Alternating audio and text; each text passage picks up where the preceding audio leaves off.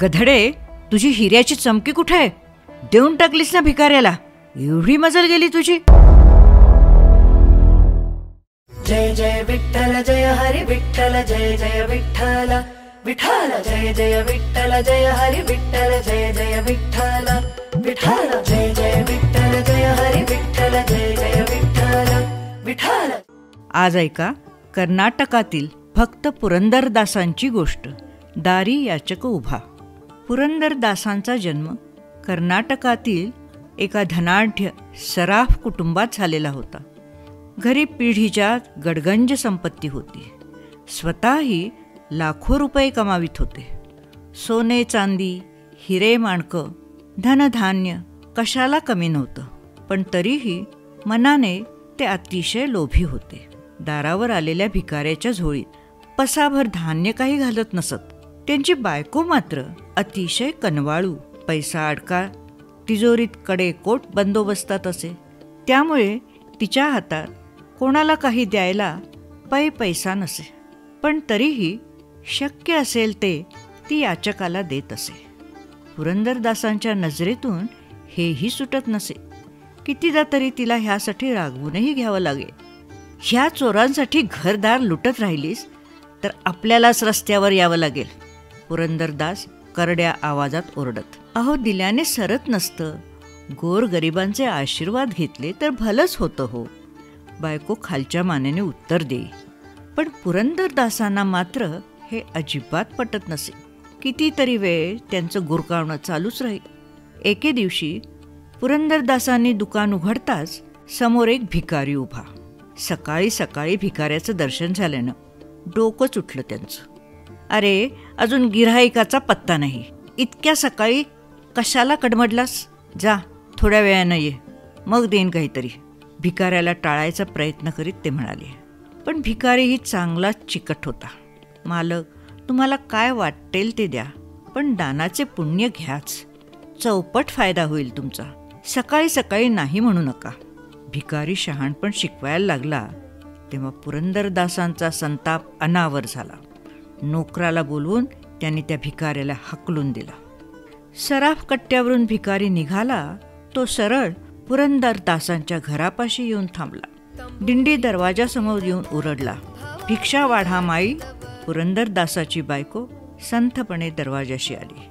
आदल्या रात्रीच भिक्षेकरांना भिक्षा घालण्यावरून नवऱ्याशी भांडण झालेलं होतं. उदासपणे म्हणाली, अरे बाबा, या घराची मालकीण आहे मी, पण माझ्या हातात काडीची सत्ता नाही.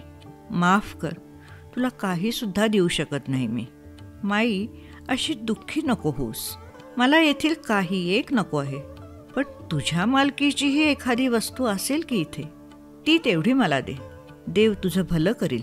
ह्या भरल्या घरात माझ्या मालकीची, माझ्या सत्तेची एखादी तरी गोष्ट आहे का?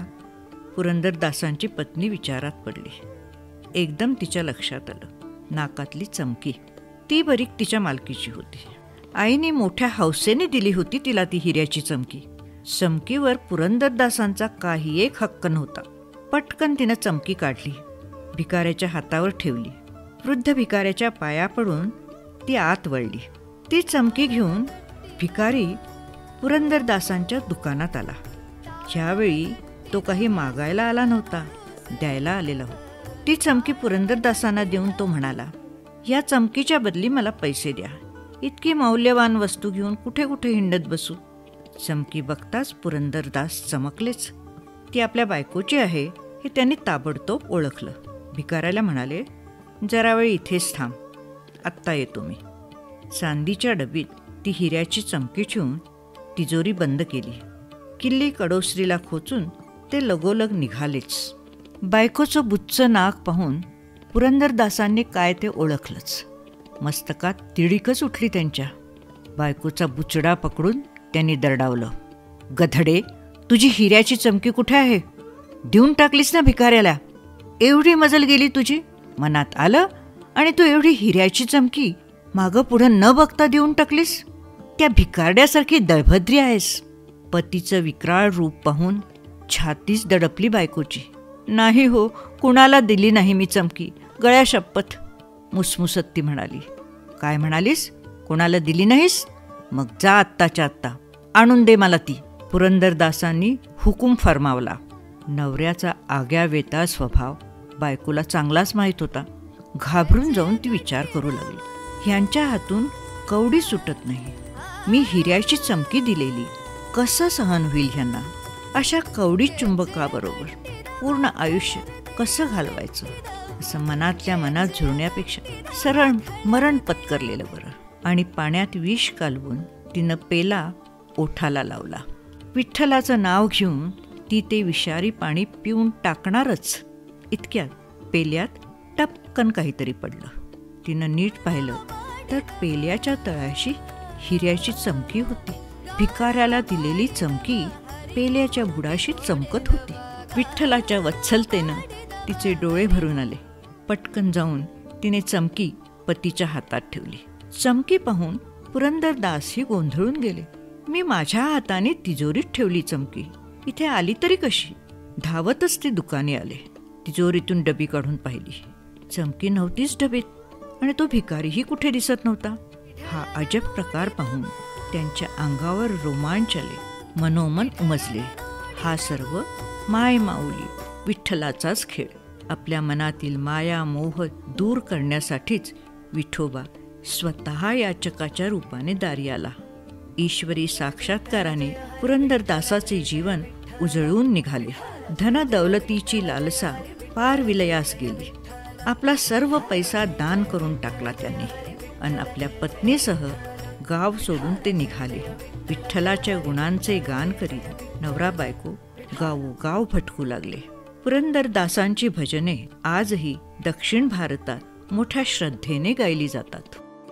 जय जय विठ्ठल जय हरी विठ्ठल जय जय विठ्ठल विठ्ठल जय जय विठ्ठल जय हरी विठ्ठल जय जय विठ्ठल विठ्ठल जय जय विठ्ठल जय हरी विठ्ठल जय जय विठ्ठल विठ्ठल.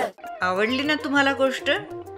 आवडली असेल तर लाईक करा, कॉमेंट करा, शेअर करा आणि हो, आमच्या अथकथा चॅनलला नक्की सबस्क्राईब करा.